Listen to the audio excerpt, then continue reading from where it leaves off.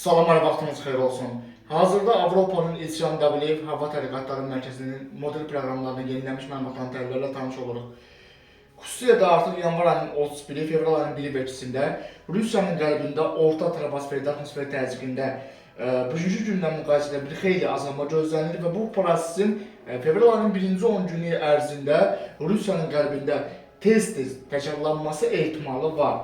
Artıq fevral ayının 4-də artıq bu soyuq dalğanın tədricən Şimali Qafqazdan Qafqazın cənubuna doğru yaxınlaşması ehtimalı var.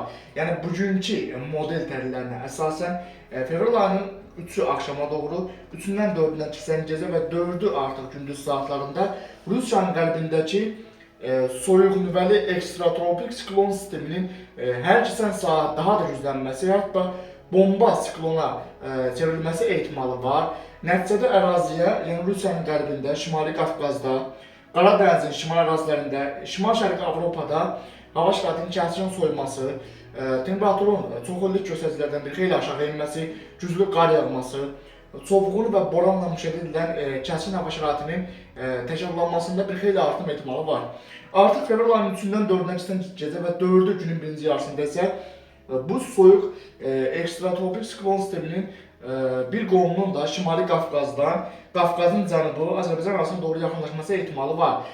Bugünkü təhlillərə əsasən, kanalda əvvəlcədən bildirdiyimiz kimi Bakıda qar yağması ehtimalı olmasa da, bu sistemin təsirindən fevral ayının 3-ü axşamına doğru və 4-ü gün ərzində Azərbaycanın şimal və qərb rayonlarında sulu qar və qar yağması gözlənir. Ümumilikdə Azərbaycanın dağ-ətəyi və dağlıq ərazilərində sulu qar və qar yağması, qarın intensiv və güclü olması ehtimalı var.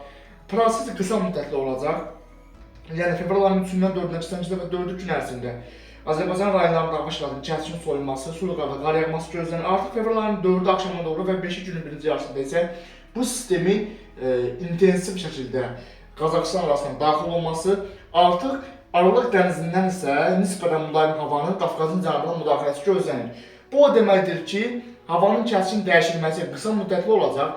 Proses qısa müddətli olsa da, yəni artıq fevral ayının 3-ü axşamına doğru, 3-dən 4-ə keçən və 4-ü gün ərzində Azərbaycan arasında hava şəraitinin kəskin dəyişilməsi fonunda güclü küləklər gözlənilir. Yanğıtların, xüsusilə də Azərbaycanın dağ-ətəyi və dağlıq kəndlərində qarla müşahidə edilməsi ehtimalı var.